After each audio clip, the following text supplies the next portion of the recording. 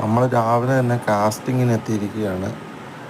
നമ്മൾ ചെറുമീൻ വരാലിനെയാണ് ടാർഗറ്റ് ചെയ്തിരിക്കുന്നത്. നമ്മൾ ഉപയോഗിക്കുന്ന ഫ്രോഗാണ് 200 രൂപ വരെ വരുന്ന ഫ്രോഗാണ് നമ്മൾ ഉപയോഗിക്കുന്നത്. അതായത് അത്യാവശ്യം ഹുക്കൊക്കെയുള്ള നല്ല ഫ്രോഗാണ്.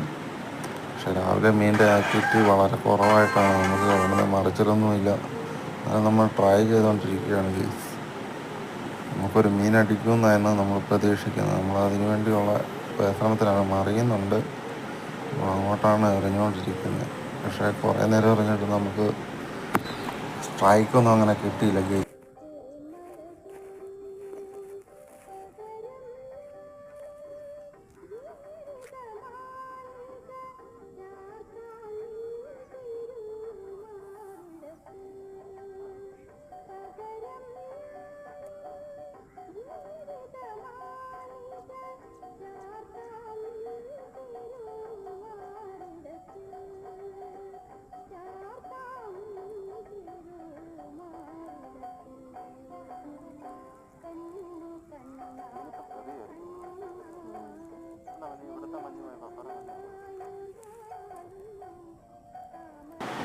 നമ്മൾ കാസ്റ്റിങ് തുടർന്നുകൊണ്ടിരിക്കുകയാണ്. കുറേ നേരമായി നമ്മൾ ഒരു സ്പോട്ടിൽ തന്നെയാണ് എറിഞ്ഞുകൊണ്ടിരിക്കുന്നത്. ആമ്പലിൻ്റെ അവിടെ നിന്ന് മീനടിക്കും എന്ന രീതിയിലാണ് നമ്മൾ എറിഞ്ഞുകൊണ്ടിരിക്കുന്നത്.